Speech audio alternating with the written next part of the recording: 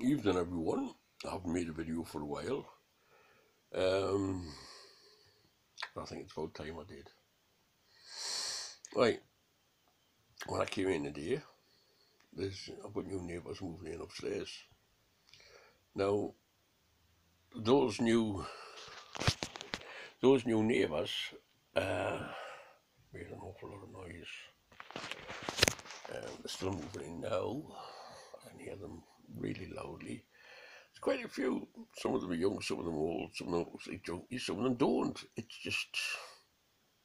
just life. Um, But if they leave me alone, I'll leave them alone. I won't cause any trouble. They can let live as long as I'm left alone. Right, subject of today's thing, which seems to be along the same subject, junkies and alkies, and people that blame everyone else but themselves. You know, they are a waste of air, a waste of oxygen, but a waste of the spark of life. Now, on the same subject, I was talking to someone today about refugees, and I don't think I made my point properly. What I was saying is, these people that are coming over here, they're coming over illegally. They are going to claim off benefits, they're going to take houses, they're going to be a drain on national service. If they're escaping a war, then the first country of safety to get to should be where they stay. So they've come through Italy or Greece, through Germany, France, Spain, wherever, to get to England because of the benefit money that all of us have worked for. I've worked nearly all my life, except after my road accident, and now I am on benefits. But I've put that much in over the years. I'm entitled to what I put it in for. Now, again, refugees, they are running away from a war, a conflict. Yeah, but during the First World War, Second World War, did we run away? Did we escape? Maybe they've sent their children away, but the young men of fighting age stayed here and fought. And if they hadn't, probably would have lost the war. So maybe them should be shipped straight back and to fight for the families, fight for the mothers who've left behind, the sisters, the brothers, the children, the grands, the granda. Fight for what you believe in. But again, the Western governments that are feeding them all this money so they can carry on fighting. You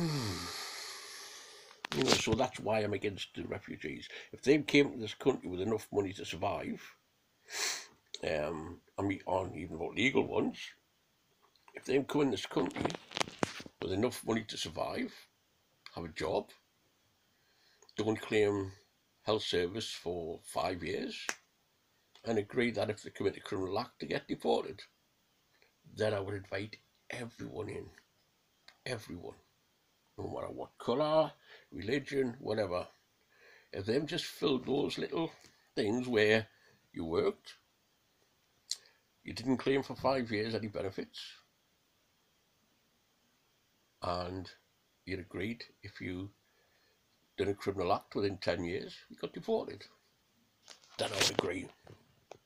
But again, we've got all problems. We've got these junkies, alcoholics who claim off the benefit state, who don't care about rules. The social distancing doesn't exist. You know, they're a waste. All they think about is themselves. Most of them got children in care, so they've burdened that on the health service. These children and kids are the perfect place to be. You know, children should be with families. They really should. Right, that's better. Children should be with families. They shouldn't be in the care system. And if you're too occupied with taking drugs, alcohol, or whatever else your addiction is,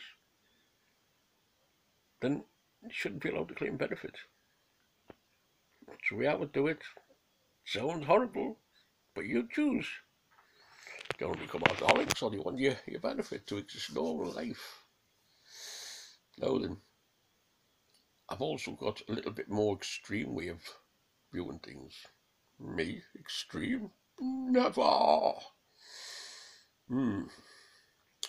Now, 90% of all crime in the UK is directly related to drugs and alcohol. 90%. 90% of all murders, drugs and alcohol. 90% of car thefts, drugs and alcohol. 90% of assaults, drugs and alcohol. The criminal gangs are behind it. But what you've got to remember is they're taking advantage of the weak and vulnerable. So they're as much responsible as what the junkies are. So in their case, if you got found guilty of racketeering or smuggling or providing drugs or selling illegal alcohol, then you should have be fined. I mean, massively fined. I mean, almost drive you to poverty fined. There needs to be a lot more strict rules, a lot more strict for this country to be great again, for America to be great again. You know, stop blaming racists or people's race or religion. Nothing to do with that. It's the vices. It's the drugs and alcohol. Now you may say, well, what about in Iran and places like that where alcohol and drugs aren't the problem? Well, to me, I shouldn't have a say in what goes on in other countries. Iran can deal with its own stuff. And it's about time countries like America and England start just dealing with their own problems instead of interfering in other countries' problems. I know that doesn't go down well, but, you know, to concentrate more on your own problems, which will have many of them, then the place to be a better world and let other countries deal with their problems. You remember, you make conflict with places like, say, Iran, Iraq, and their population's going to rise up because no one likes an invading army coming in. I wouldn't. If I had an invading army coming in this country, I'd fight back, no matter if the war for good or for bad, because the invading army. What it all comes down to is to be a useful part of society. When you get to a certain age, then you've done your bit. You need to be looked after and pampered, and, you know, same as children need to be looked after. But when you're of working age, you know, you should be working. If you're not working, you should be training. If you're not training, you should be getting yourself educated. If you're not doing any of that, you should be looking for work. Okay, got to go now because I've had a bit of a rant. See you all later. Hail the gods. Hail to you. Hail here. Hail your father. Stay safe.